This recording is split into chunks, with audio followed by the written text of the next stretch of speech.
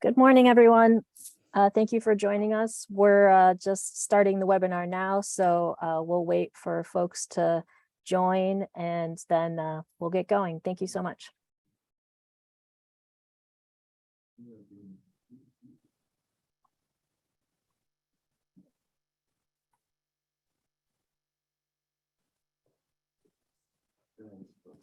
Maybe we give it till 9:35, then we'll get started. Yeah, that sounds good. Thanks for those who are joining us. As Justin just said, we'll get going around 9:35 just to make sure folks are in the Zoom. Thank you.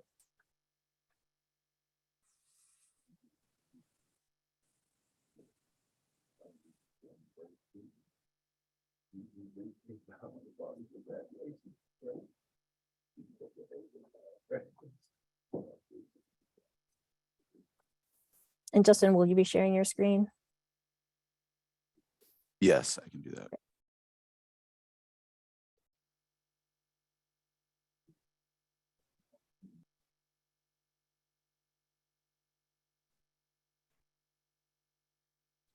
Hi, everyone. We're just going to wait a few more minutes so that everyone can join the Zoom and then we'll begin. Thank you.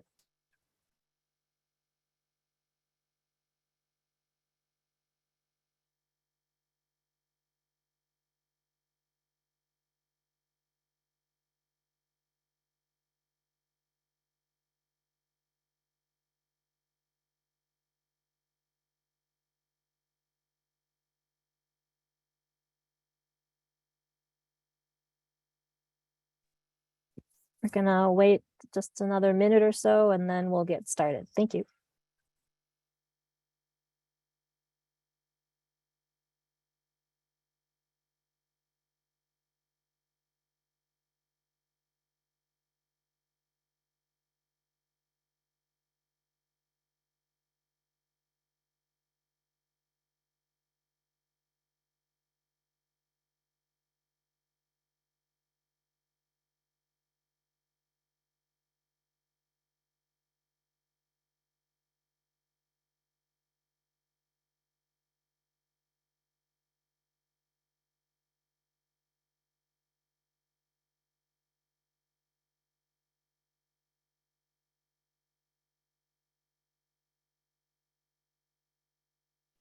Great.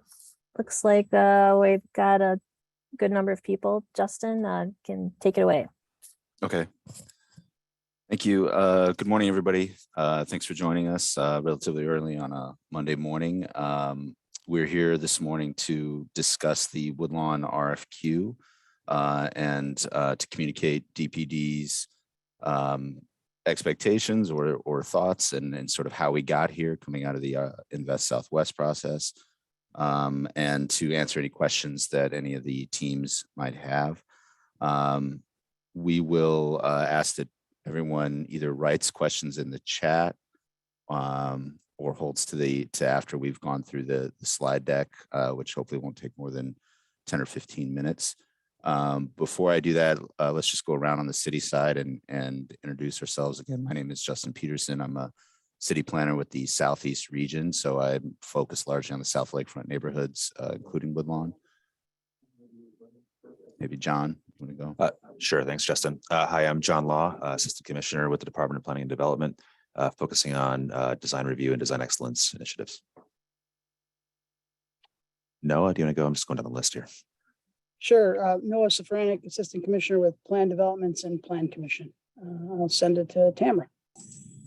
Thanks, Noah. Tamara Collins, Department of Housing, Bureau of Housing Development, Deputy Commissioner for that bureau.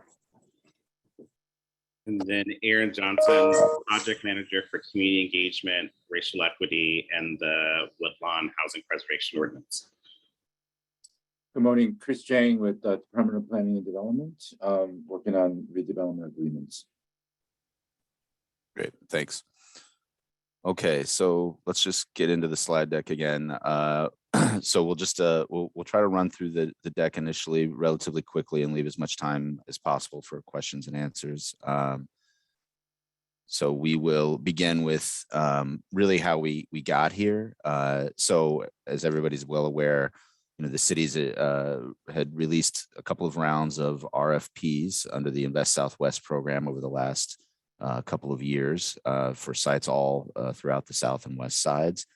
The idea here was really to set expectations for design excellence in the city's neighborhoods that have been historically underinvested in, and to start to create kind of a critical mass of development in sort of 15-minute neighborhoods at critical points to help inspire further private investment in these areas. We think a lot of this has been a very successful program, but and it's produced a tremendous amount of, we think, very exciting projects. Many of these are in, various stages of development. Some of them are right about to begin construction, including in Auburn Gresham. But, through this process, we understood, and I'll have to be honest, John and myself are newer to the department, so we weren't really involved with a lot of these projects, but, it was a kind of time consuming process. So the idea is for this more or less sort of third round or fourth round of RFPs or queues that we sort of take some lessons that we learned from that. And this slide kind of highlights where all of these projects are located. I don't think this is exhaustive, but it kind of gives you an indication that we're, in this case with this latest round of RFPs and queues, including the Woodlawn RFQ, we're still in the kind of same areas, or in some cases kind of focusing on different corridors. So as I mentioned, and John, feel free to also jump in, or anybody else Chris, who had maybe some more experience with the Invest Southwest RFPs. But, the big thing that we understood, and especially coming recently from the design side, is that an RFP process, while it creates a great set of projects, it can create significant pre-development costs for developers and architects or designers, without the full confidence that they will be awarded the project. So that's asking a lot of teams up front. And the city wants to, we were trying to kind of figure out or innovate and figure out a new path here where maybe we can reduce those costs up front, but still come out of a relatively short process with a very exciting project. And that this kind of modified way through a kind of RFQ plus process will also lower the barriers for entry and encourage design, smaller kind of emerging design firms, especially to be able to participate. I can jump in here, Justin, if that's all right. Yep. So to address some of those challenges or sort of barriers that Justin just mentioned, we're, as he said, we're innovating a little bit and trying a new process here with this RFQ. And this is sort of a generalized timeline. We'll have more specifics on the details later on. But as you can see in the sort of first phases, we are issuing an RFQ separately for designers and for developers. And that's all that information is available in the packet. But we are asking design firms to submit their qualifications for their firm only. And we will ask the same of developers. The intent there is to, help to introduce new teams to working together. Ask some people to sort of get out of their comfort zone and sort of instead of going back to their sort of default design firms to try reaching out to new firms. And we actually are promoting this at the national level. So we expect to get design firms from across the country.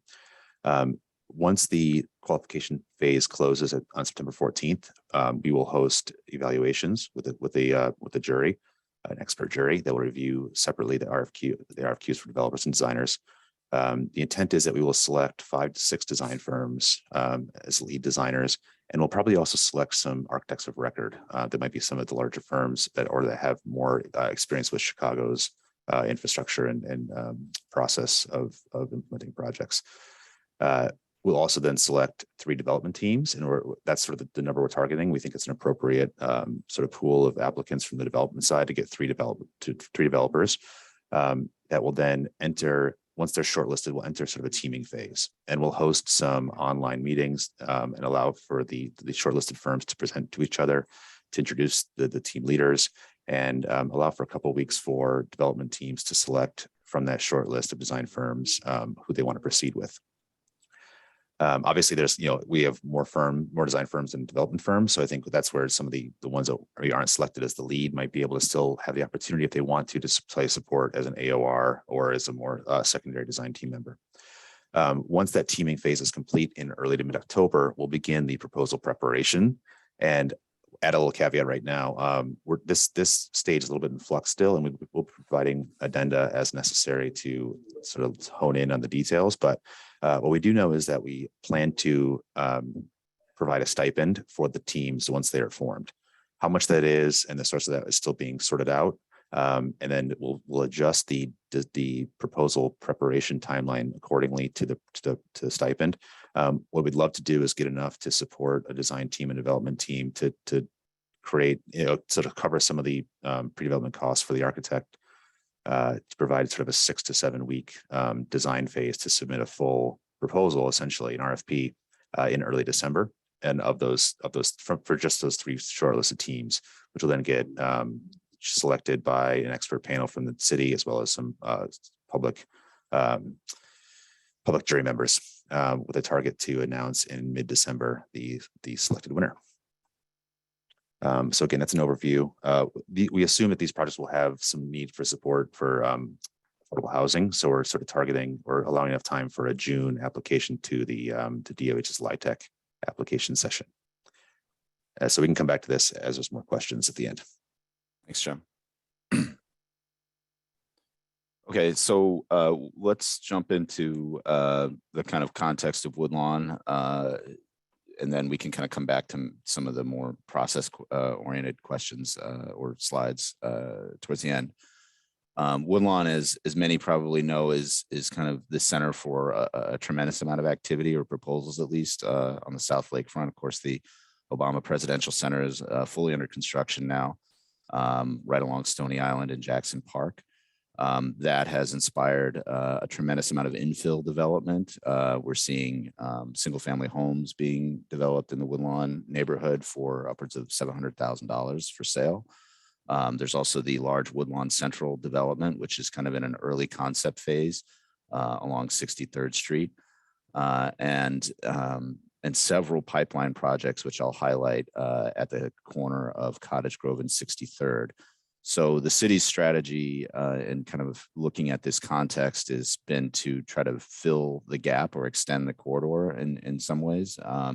So we're sort of looking at joint we've been looking at joint strategies, one for a multifamily kind of cluster of medium density development along 63rd Street to fill in a lot of city-owned lots, empty lots currently, and then also more of an infill strategy that's being conducted through an RFA, or request for applications, with the Department of Housing. So that's looking at more at the neighborhood scale, typical city lots, single family homes, duplexes, and so forth.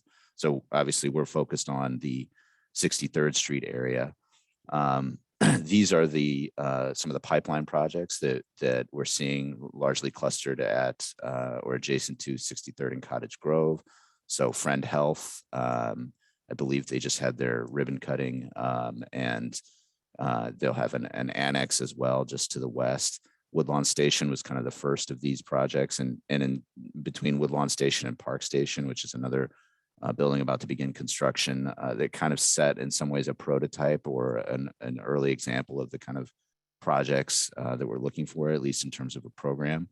There are also a couple of developments around the Washington Park bank, the old bank building, which is being repurposed, and as well as a kind of mixed use development with potentially a new CTA station entry and public library site. So there's a lot of activity here, and given the as you move further east, there's just a tremendous amount of city-owned land. So we kind of honed in on this area to focus on what we could do to really extend the corridor and the activity and bring neighborhood amenities, retail, everything that the neighborhood really needs and has been missing for several decades now, in terms of the types of things you need for a real walkable 15-minute neighborhood. This is a huge site in terms of the sheer amount of city-owned land. So it's something that we've had to, and this is some of these slides are a little outdated when we were earlier in the thought process. So you might see something refer to an RFP, but again, we're clearing this as an RFQ.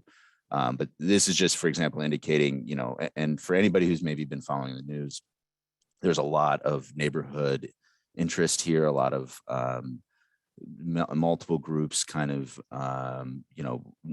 voicing opinions, both for as much for affordable housing as we can possibly build and for, and sort of against that. Part of the Woodlawn Ordinance, the Woodlawn Preservation Ordinance, and Aaron and Tamara are here as well from DOH, and they can speak to more specifics on that, is a requirement, affordability requirement for these sites. That affects actually all city-owned land in Woodlawn. For the larger, higher density sites here along 63rd Street, it comes with a requirement of 50, I believe it's 50%, or is it 30%, Aaron? Affordable units. 30% of the units are affordable, with 15% of the total being affordable for families 50% area median income and below, and another 15% of the total units being affordable for families at 30% and below. Right. Thanks, Aaron. So given that, as John said, we're sort of setting this up so that it hopefully we get a development proposal that will then immediately be able to apply for the next LIHTC funding round, anticipating that will be necessary for these projects. And this is indicating all of the kind of individual city-owned parcels. Part of this ordinance is also, and part of the neighborhood feedback is to really push for kind of indicating where, these buildings are going to go. So that's kind of how we ended up here and how we started looking at a much kind of larger multi-block vision for the site, all with, basically buildings that are 6 or so stories tall, depending on, obviously we're going to leave that up to development teams in terms of what pencils out, but a decent amount of density with ground floor active use, retail, restaurants or what have you. But as we started to look at this, even though this provided us a kind of overall, understanding of what the corridor could be, when we started to dig into the funding necessary for the affordable end for the LIHTC rounds, we understand that it's going to take probably several years to build this out. So we, for this initial round, for this initial RFQ, we really wanted to scale it back to something that seemed more manageable from the development side. So, it didn't seem to make sense to us to RFQ or RFP, 6 sites if it was going to take 11 or 12 years to build that out. So we decided to focus on sites 1 and 2, which are the 2 sites. If I go back to or for example here, that we have full site control as the city. So there's no additional acquisition needed for these sites. So they're, in that sense, they're ready to go. We anticipate that the RFQ, that the first round will only be for 1 building, but we wanted to leave it open to the development and design teams to be able to explore either site, 1 or 2. If there's any reason or compelling argument as to one that makes more sense than the other. As you can see, site 2 is a little bit bigger than site 1. As part of this, we are currently, this whole corridor really is part of an existing PD that was really established when the 63rd Street elevated green line was torn down back to Cottage Grove, and part of this area was sort of envisioned as more of a lower density, development, and that's indicated by some of the single family homes that you can see kind of on the right, closer to the Apostolic Church of God. So our intention would be to dissolve that PD and to rezone the corridor for the most part, with the exception of the existing single family homes, to a B33 mixed use district, which would be consistent with really the rest of the corridor, most of the corridor further west of here, west of Cottage Grove, as well as some of the other corridors, throughout the city and on the south side. So that B33 designation, the idea there is that then each of these projects, that would be enough density and with particularly with the extended ETOD ordinance, with bonuses that would come with affordable housing and transit access, that you could get up to basically a 4 FAR, that would be enough to do these projects by right, as opposed to having to go through any kind of PD process. Just as an example, we did a lot of kind of really quick test fits in-house and sort of diagrams. Some of these indicate, you know, these are really just high level strategies, and some of them are reflected in some of the Invest Southwest projects or similar type developments. So, you know, obviously there's very straightforward way, you know, L-shaped buildings with parking in the rear. We're obviously going to encourage, you know, parking off of 63rd Street so that it's, you know, sort of hidden, you know, and on the back of the alley or access from the alley.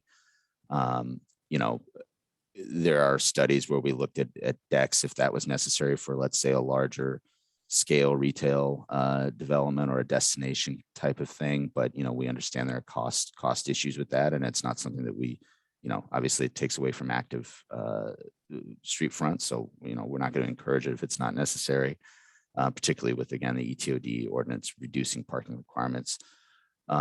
Or flipping and having more public space at the street front and kind of flipping the partie of the L so that you have an improved public realm, or potentially splitting, you know, a larger building. You know, these sites 1 and 2 specifically are actually really large sites. They're the entire block front. So if there's a you know, compelling reason to consider more of a phased approach or 2 different kind of products, you know, this kind of indicates, you know, that strategy. And then even a totally different strategy, maybe where you kind of invert a diagram and put density at the center of the site. These are kind of purely for the sake of, you know, expanding what's possible, I think, in terms of getting the ideas out there. But, you know, we're not advocating, I guess, for anything specifically. There are, again, going to be, given the affordable requirements, there'll be a number of potentially financial incentives available. But again, I think the big one that we're assuming will be part of these projects is the low-income housing tax credit or LIHTC funding.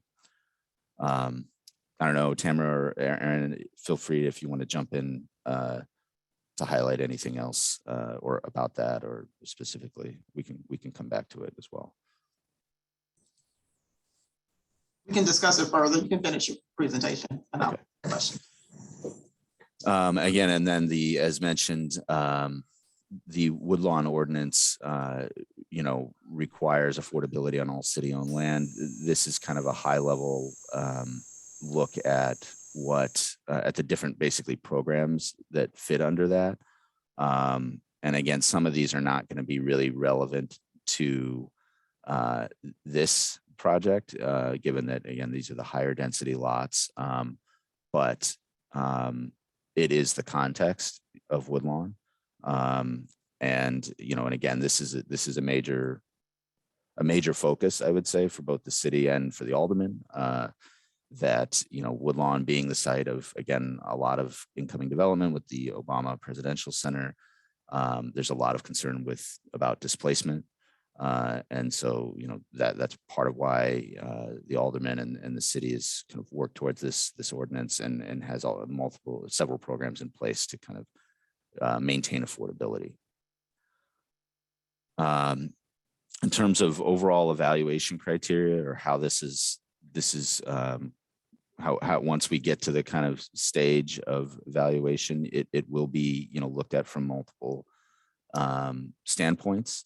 A big, of course, push of all of the Invest Southwest projects is community wealth building.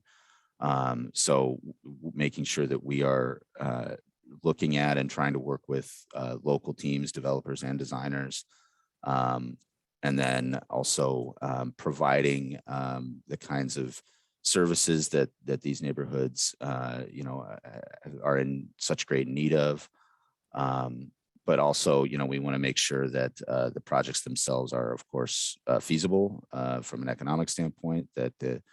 And then, of course, that they meet a kind of a level of design excellence, which, you know, again, I think has been, or as we've mentioned, has been sort of established by the Invest Southwest RFPs to this point.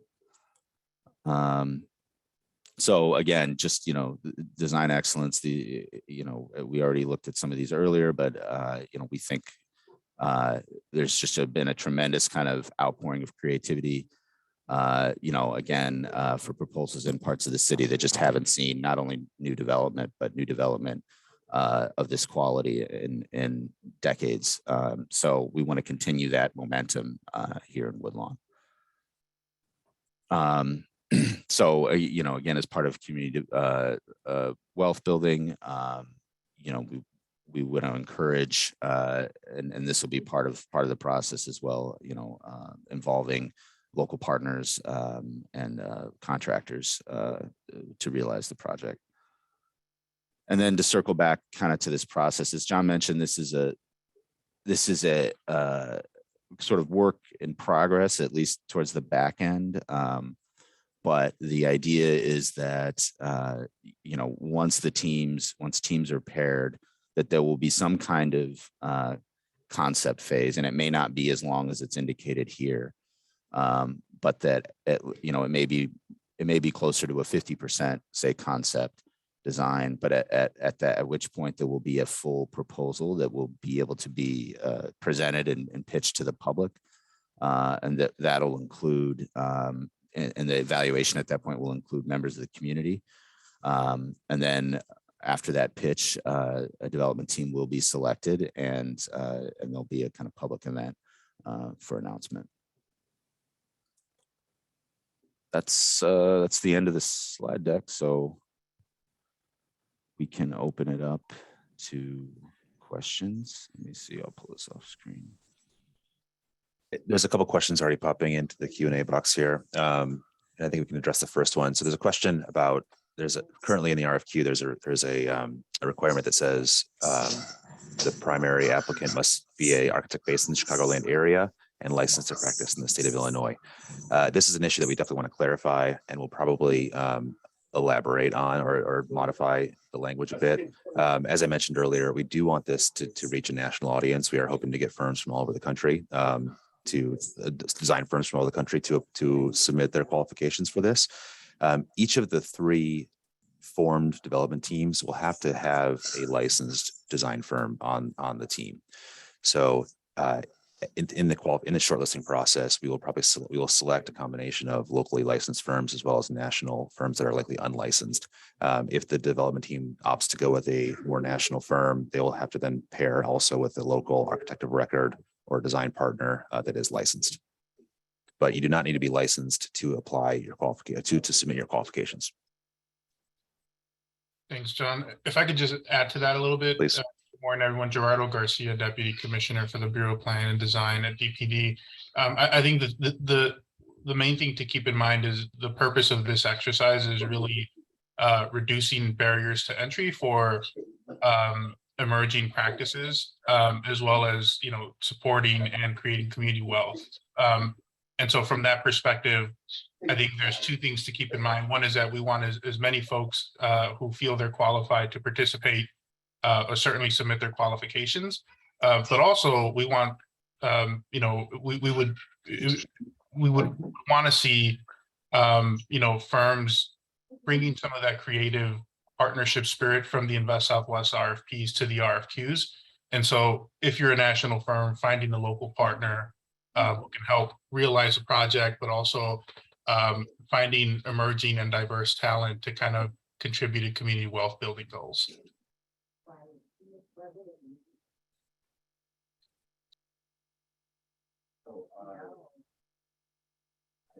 Thanks, Gerardo. Okay, maybe I guess we can just keep going here. So we have a question.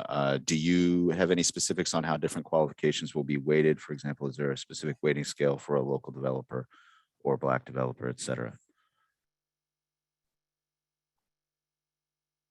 I would say that we don't have a specific scale at the moment, but we will be looking for local participation. I mean, the design side, I would say, is probably, and correct me if I'm wrong, John or Gerardo, but I would say is a little bit more open in terms of, again, trying to kind of get designers from potentially from around the country. But on the development side, we're gonna, as part of the community wealth building, we'll want to try to focus on community or community adjacent developers.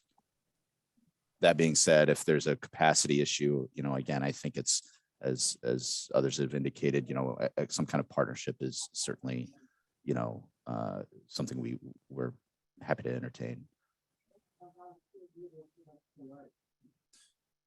Okay, keep going. On the design qual side, what is the process for non-lead designers, as in landscape architects, to be involved? Should those firms submit individually or pre-team with an architect for the round one submission? That's a good question. I think this is one we'll answer in writing after the pre-submission Okay, yeah. Session, but I think it's a very good question to raise, and we'll consider it. It applies to the next question as well about engineers. So we'll get back to the audience about how sub-consultants or supporting design members we'll plug in. Yeah, and I should have mentioned, sorry if I didn't, that all questions will we will have a written response following this. And also people can feel free to email myself and if you want to CC others if you think of any other questions after the meeting. Again, that question I think that's open until the end of the month. Okay, let's see if there's anything else we can tackle. The RFQ responses are now due on, yes, mid-September, September 14th.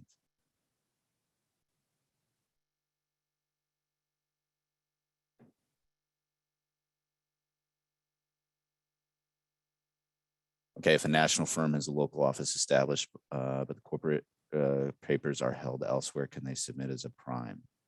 Yes, to reiterate, you do not need to be licensed in the state of Illinois to submit your qualifications.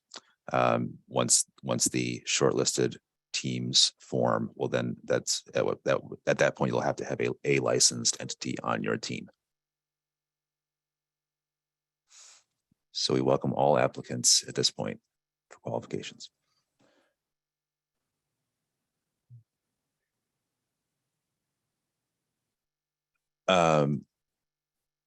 There's a question here: should respondents be site specific in their proposals? Do we assume one parcel or the other, both, or neither? To answer that quickly, we're open to the developer's preference, but again, in the initial stage, it's a qualifications submission only. So if you are shortlisted, it'll be based on your firm's qualifications, at which point, once the development teams are formed, you can then decide and make a decision on one or both of the initial sites. And then there's a question here. It seems a shortlisted architectural team may or may not be paired with a developer and then would not make it past the teaming round. So yeah, we don't want to be heavy-handed about the teaming. We would like people to be a kind of voluntary association, but it is possible that there would be I guess a shortlisted firm that it wouldn't be paired, right? That's correct. Yeah, that's correct. So we are targeting 3 development teams, 3 developers, and we'd like to give them a pool of, as we said, 5 to 6 design firms to choose from, so that there are no forced relationships in that situation. So yes, again, there might be some firms that are not selected. They may be given, if they are locally licensed, they may have an opportunity to serve as an architect of record, essentially, or play a smaller role on a team. But again, at that point in the teaming phase, we're not asking design firms to invest a lot of other investment besides a brief presentation introducing their firm, putting their qualifications into PowerPoint presentation format, and doing a little meet and greet with the developers. Okay. And will the attendee list today be shared or posted online? I'm not sure if I can. Yeah, it should be, yes, because we'll have a registration from everyone that registered for the Zoom session, so we can publish that online. Great. Okay, and can you describe community engagement so far? Is the community on board? I understand this is difficult as the community is not uniform entity with a single point of view, but there have been issues on this point previously. Yes. So great question. There has been quite a bit of community engagement, and Aaron has been kind of at the center of that for longer than I have. We've had basically been in continuous biweekly conversation with the alderman. She has a working group as well as a kind of economic development advisory group. And the ordinance was really led by her as well in terms of the affordability, but there's definitely, it's not a monolithic community, that is for sure. There's definitely organized groups that are very pro affordable housing and really have been pressuring the city to identify where it's going to go and how much and when, and as much as possible beyond really the means that we have to fund it. And then there are of course other groups that are concerned with affordable housing for historic association reasons, and but I would say, we've tried to strike a balance there in terms of, these buildings aren't going to be 100% affordable, right? They're going to be percentage. Each one theoretically, is going to abide by those percentages that Aaron mentioned. And then of course there's the RFA, which is imminent at some point, which will encourage home ownership as well. Aaron, do you please add anything? Yeah, no, that's great, Justin. I'll also add is that the way that we got to these sites was for the RFA and the RFQ was based on the engagement from the community and identifying these areas, presenting it to them, and we will be doing an additional presentation just to help answer any additional questions they have on the RFQ, RFA, and just development in general. But Justin covered it pretty well, is that we have, different contingencies of people, but this is our trying to strike a balance between those different needs, and again, releasing the RFA along soon with this. Thanks, Aaron. Just want to point out, I think we had couple questions come in around developer structure and number of sites that are critical to kind of clarify. I'll read them out, but the first one is, did you just say that you already have 3 developers picked? And then the second one that's related is, out of 3 development teams that are selected, will 2 of the teams be selected since there are only 2 sites? Apologies if I misspoke. For the first question, no, we have not selected 3 developers yet. That'll be a part of the RFQ process. Will be a jury that will evaluate all the qualification submissions and select those 3 developers in September, along with the design track. What I was intending to say was that we have targeted the number 3. There will be 3 teams, we believe, on the development side that will move forward. In terms of the selection process, we anticipate currently that we will select 1 winning team that will then proceed to development. That's based on the availability of the LIHTC funding and additional support needed from a financial side. We anticipate that we can support 1 team or 1 development site in the current RFQ process. If teams believe they can take on 2 sites, that can be discussed down the road, or if the 2 teams that are not selected, there may be options to proceed under different structures. If they believe they can do it as a market rate development, that may be a possibility, but it would not be done with available funding from the city. And so just to recap, we will essentially be shortlisting 3 teams with 1 selected development team, correct? Right. This may be a good time for me to jump in and talk about the LIHTC process, because if the goal is to have this completed by the time, in time to submit a LIHTC application, I can talk about what that process is a little bit here. We are working on that internally now. The LIHTC application process generally opens in June. And so that we are looking at June of 2023 for that application process to open. It stays open for about 45 days. So sometime in July, we would, towards the end of July, we would be closing that and applicants would be submitting their applications. We did complete in 2021 our racial equity impact assessment, which played a large part into how the 2021 QAP was written. We do not expect that to change drastically. There will be some updates to that based on the 2023 recommendations from the racial impact,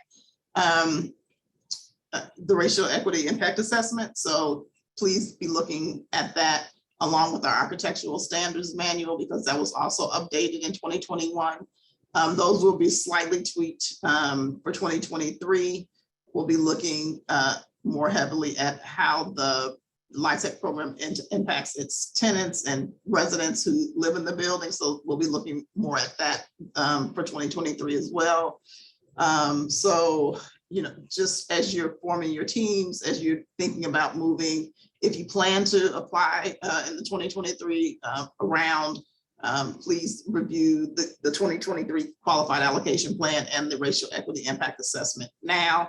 And then also there, you know, the city only opens its round every 2 years, but we do partner with IDA on a lot of our projects. So they open their round every year. So October, I believe, is their PPA, and then they make you go to full application in February, the following February. So if you're not able to make the 2023 LIHTC funding round for DOH, there's that other opportunity to apply through IDA. I do want to continue to reiterate that the QAP process is a competitive process, so there are no guarantees on tax credits. There are no guarantees on the funding sources. All DOH's resources are competitive, but specifically the 9% tax credits are competitive. So be thinking about that as you are proceeding. And I'll leave it at that. Thanks, Tamara. And then this is related. There's a question: is a housing component required for all buildings within the development, or are the guidelines in the RFQ process describes? Are they the guidelines for any housing which is proposed? The Woodlawn Ordinance applies to all housing on city-owned land proposed.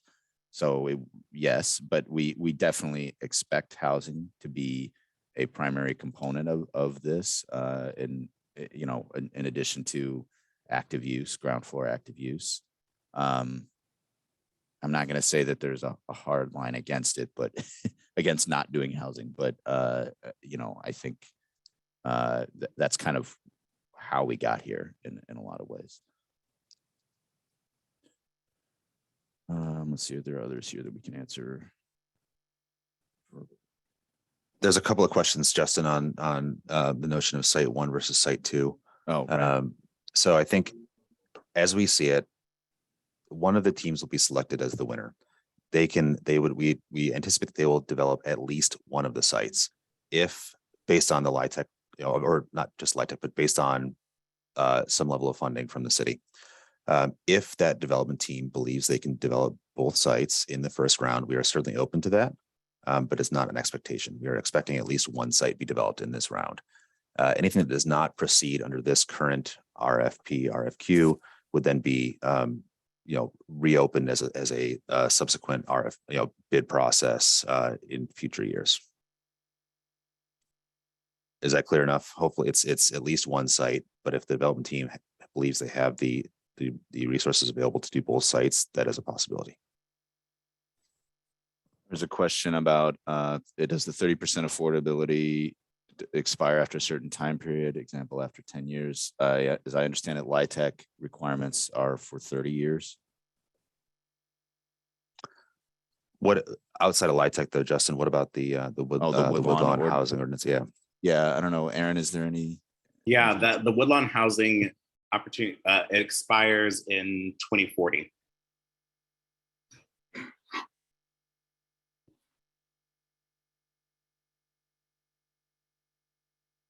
Okay, and again, we have a couple of questions on more specifics about the evaluation process, which I think we'll have to respond to in writing.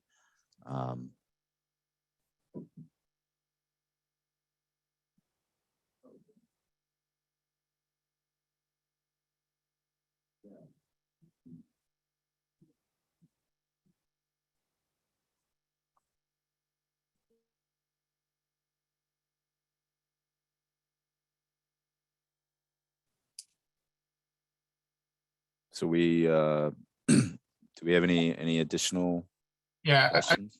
I can respond to the, I believe the evaluation question you're referring to, the peer reviewed Okay. design excellence.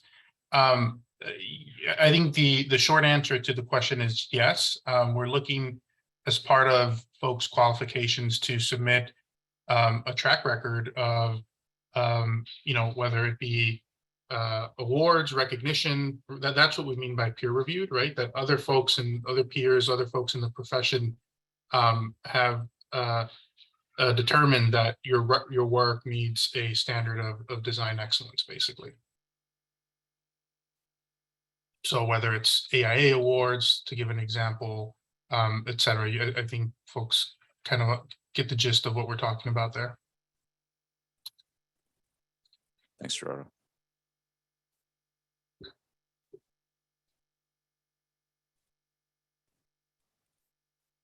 Okay, well, we can give it a couple of minutes if people have additional questions. We do have the time blocked out, I believe until 11. We certainly don't need to use that if not necessary. I see a hand up from Tracy Calloway. Are we only taking questions in the chat? If so, Yeah, that's the intention. Yeah, Tracy, maybe if you can. throw your question in the chat. Yeah. Yeah.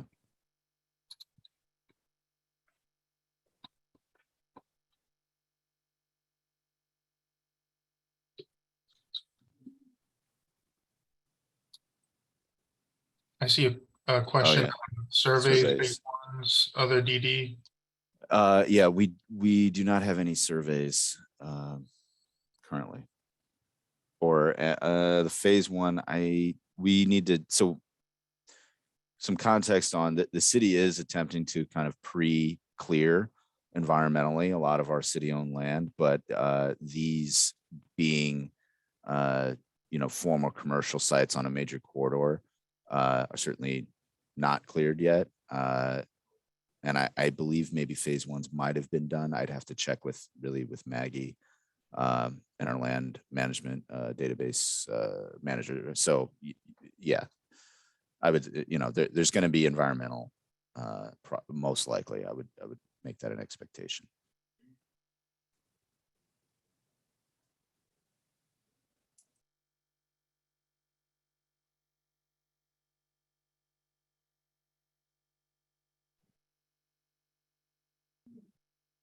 And just to reiterate, this is being recorded and the recording will be available on the website along with written answers to the questions that were not addressed today. And then Justin, did you say there's also an online, or you can submit questions online as well? Yeah, questions can be emailed to me directly. Is there a deadline on questions? Yeah, let me check. I thought we might have stated the end of the month, but I'd have to look real quick.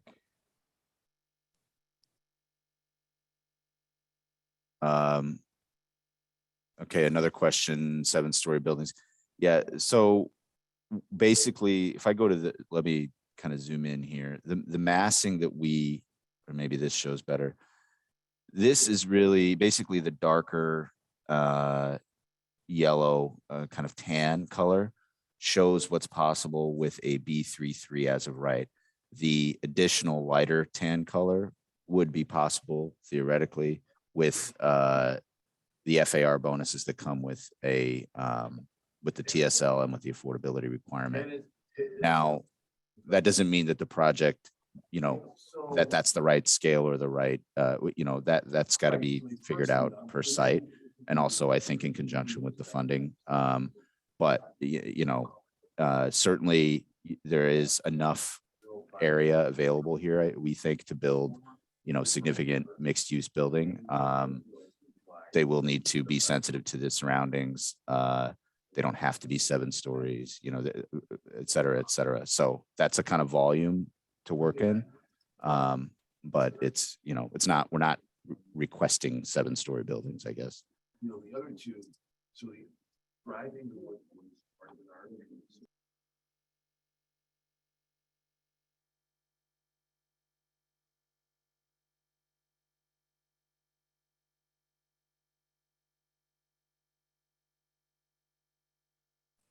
Okay.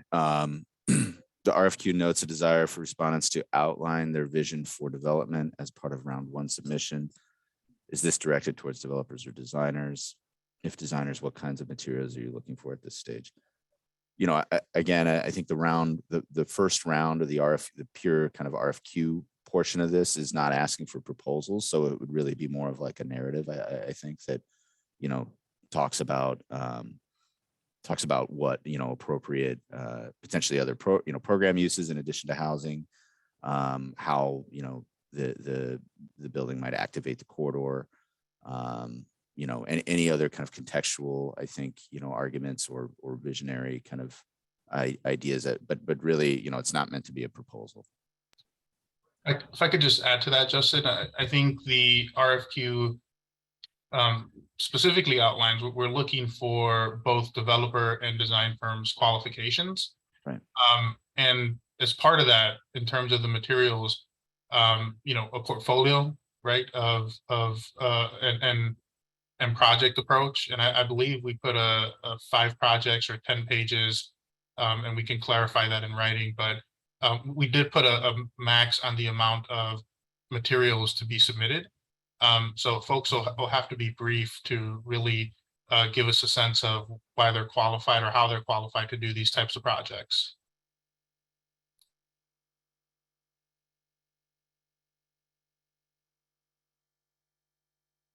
I'm just gonna see if I can track down the question and answers due date here real quick.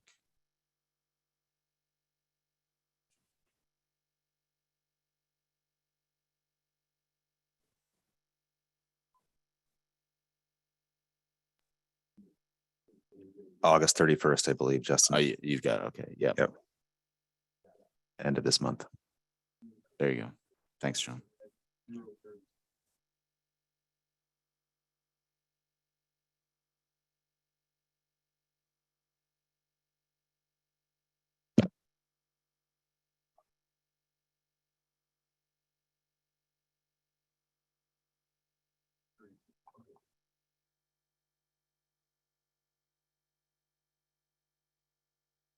Okay, we can give it a couple more minutes, maybe until 10:30, see if there are any further questions or anything pops to mind.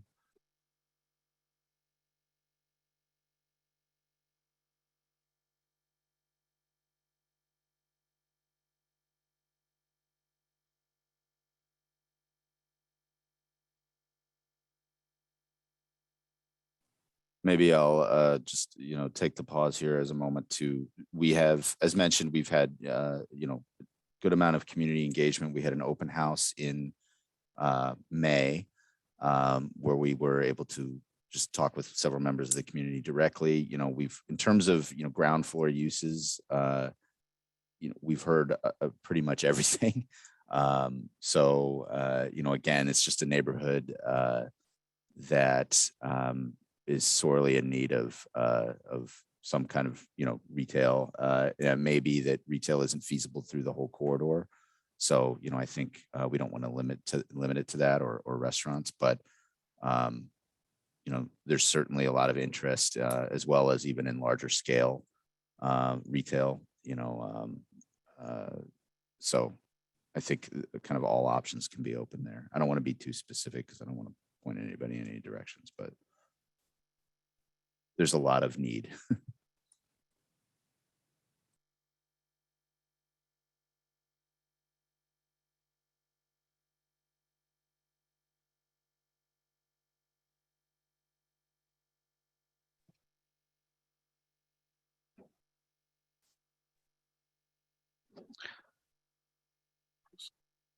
If there are no more questions, I think we can wrap up. Yeah. And I think folks know they can, as questions come up, as they're preparing their qualifications, they can reach out and ask them. To Justin here.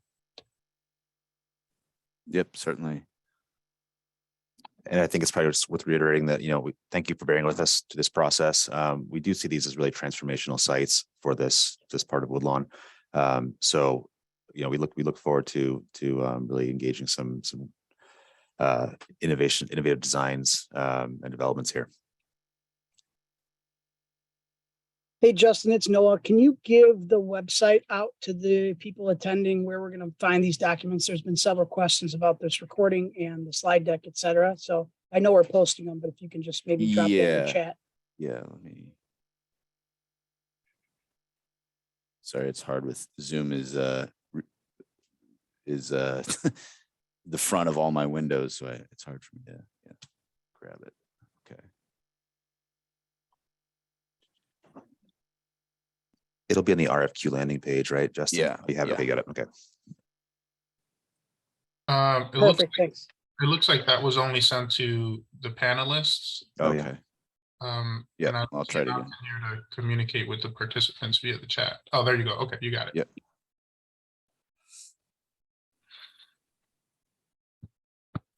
And the simplified version of that URL is chicago.gov/RFQs or RFPs. Can we throw that in there too, just so folks?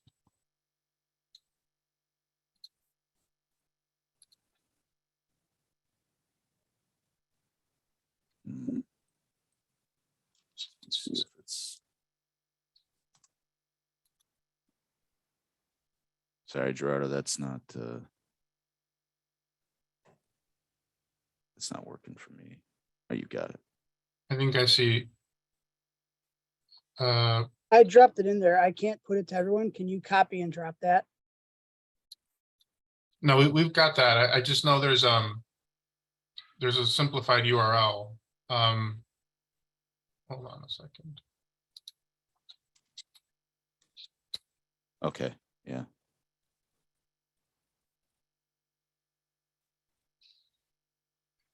Do you see it in the chat, Justin? Or in the Q&A as well? Yeah.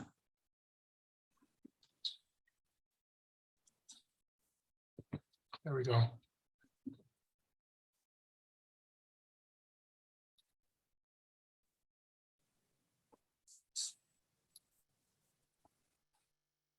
All right. If there are no other questions, Justin, maybe you can wrap us up. Okay, yeah. Thanks everybody again for joining. Hopefully we've provided some clarity. Again, any questions can be sent to me directly, justin.peterson. It's an SEN Peterson at cityofchicago.gov. And I will collect answers and we will post all answers to questions on the webpage as well. Okay, so if there's nothing else, happy to give everybody 30 minutes back. Thanks all. All right, Thank you. Thank you. Thank you.